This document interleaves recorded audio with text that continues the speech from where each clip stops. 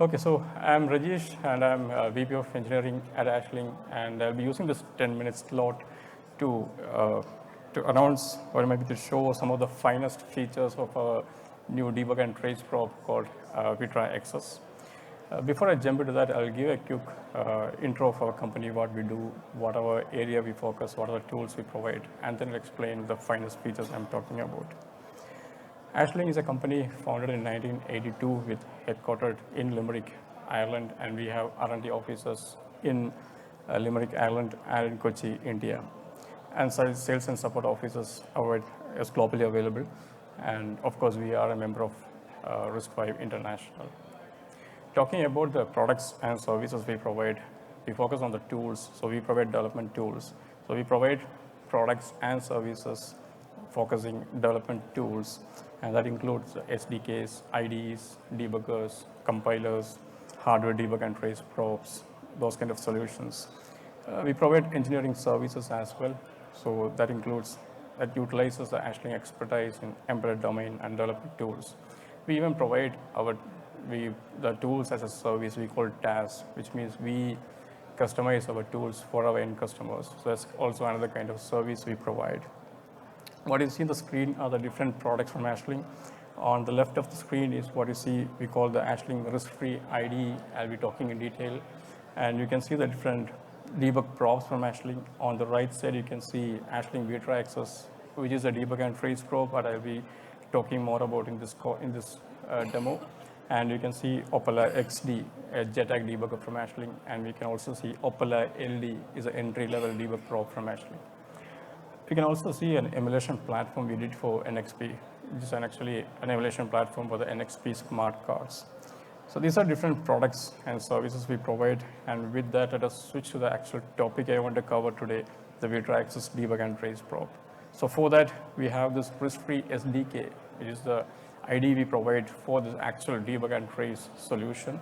And RiscFree is a commercial, professional grade software development environment.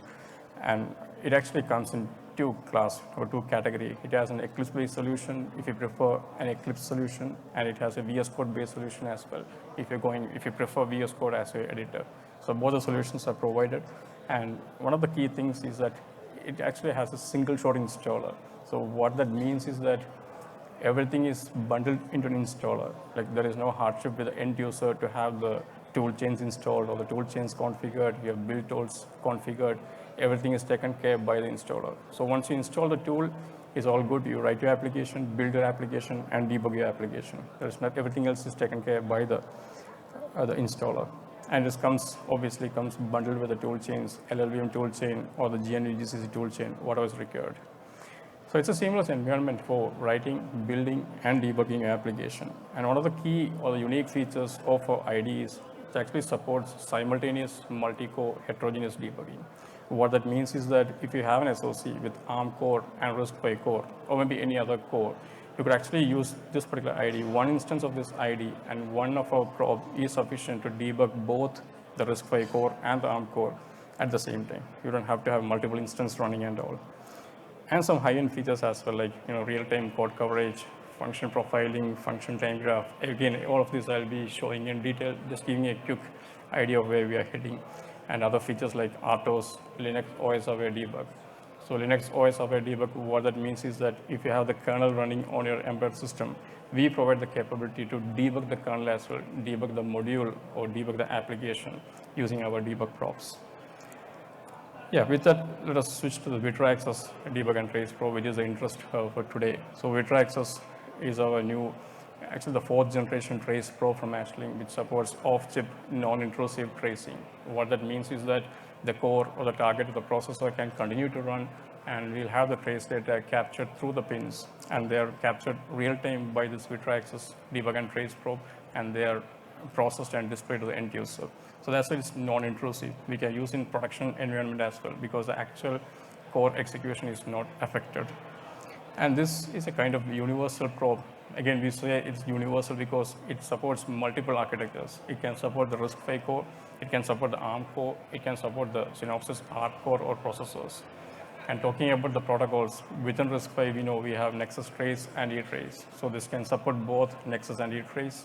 And within, if you're looking at ARM, we have ETM, PTM, STM. And if you're talking about Synopsys ARC, we have this RTT real-time trace. All of these protocols are supported using one debug prop. It has a 38-meter connector, which means it can support up to 16-bit data with 2-bit controls. But again, we have different adapters as well. So for MIPI, we have the MIPI 20 adapter as well. And some of the interesting features on the hardware side, it has an onboard trace storage memory. What that means is that this onboard trace storage memory, it can act as a circular buffer, and the real data which is streamed from the core can be processed real-time and stored real-time in the storage memory. And literally what that means is that we have an infinite streaming support here. There is no limitation. You can have your core run overnight, and then you can have the data streamed to the host and stored in the hard disk. That actually improves or increases the storage capacity. Yeah, so with that, let me explain the features of how this is going to make the life easy for RISC-V embedded developers. One thing is we have the graphical user interface, a GUI-based configuration. You can see the different configurations on the screen, like we have the on-chip trace support. So on-chip trace support is where you have the trace data stored on-chip, on the system, on the on-chip memory. And then we talk about the off-chip. So everything can be selected in the graphical user interface. And you can see like different options I was talking about. The capture to Vitra-XS buffer. We can use the onboard Vitra-XS buffer to store the trace data, or we can use the streaming capability, where actually we are streaming the trace data all the way to the host. And different options, and then choosing the different modes like 4-bit, 8-bit, those kind of things. Now about the actual functionality from an embedded user perspective, this is one of the nice features we provide, which we call the classic trace view. So classic trace view gives you a full insight to your program execution. So you can see the trace view here. The first column, you have the address, which is the PC. So you get the complete information of the program counter, how the program was executed, which instruction was executed, which instruction was not executed. And then you can see the opcode, you can see the disassembly or mnemonics, and you get the high-level information as well. And you have some playback features as well, see how the program was executed. So we call this classic trace view because we have some advanced features, and this is, we call the function profiling. So if you're an embedded developer working on optimization, if I have a task to optimize the code, this view is what I'm going to use. With this view, the off-chip trace data, they are represented as function profiling, which means looking at this view, I know which function took the most time of execution, which function took the least time for execution, and all this ascending, descending, they can be arranged. So just a quick look, I know which is a function I need to focus on for optimization, the number of calls, even the number of instructions executed within each function, everything is covered. And from function profiling, the next feature I'll be speaking is the function time flow graph, which personally is the feature I like the most.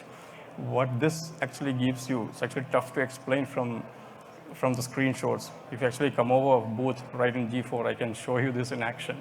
What you're seeing here is that for the execution, you run your target, you get the entire function call stack. So at any point you pick a point, you get the call stack. Which function was executed, what are the number of functions called. And what I'm doing on the second one here is that we zoom in. I can have the zoom in, zoom out features. And I zoom in one particular location, I can see the exact functions being called. So it's a complete snapshot of the call stack at any point of time. If you're working on some stack overflow issue or something, this should give a good idea of how things are being called. Sorry. And this, this is again the interesting feature. Like if you're working on some unit testing or something, you need to ensure you have a complete code coverage, okay? And use our code coverage summary, have your test run, you get again a code coverage summary. So if you look in the code coverage summary, you can see for each function, what is the code coverage. You can see 100% for few functions, 72% covered. And then if you look at the source editor, you can see with the markings, okay, red are the lines which are not executed, and the greens are the lines which are executed. So using this tool, using this feature, we can see the entire coverage summary and ensure you have 100% coverage. Just modify your source code, a visibility of summary and for source code editors as well. And at last not least, this is a feature which we revealed for the RISC-V Summit. And what this feature means is that literally you could forget all the other features, which means you don't need even a classic trace view, or you don't even need a coverage or profiling. This we call the trace LLM. So trace LLM means it's more like the ChatGPT, what you know. You'll have a chatbot, you'll have a interface as you see over here, and you can ask in your natural language, okay, let me know, tell me which function took the most time. Just list down a function table, a table listing all the functions with the execution time. And again, we have this working. Do visit us at G4, our booth, and I can explain you how things are working and how this trace LLM, which we believe is going to be future for RiscFree debugging. Yeah, I think I did not overrun the time. So yeah, do visit us, and you can see all of us. Whatever I have shown here, we have this working over there. And if you have more interest, we can discuss it over there. Thanks everyone. Bye. Sorry? Can you say to optimize the code? No, it will tell you if it is optimized or not, okay? Actually, just show you the scope for optimization. This is the area where the most of the code is executed, so maybe look into that function.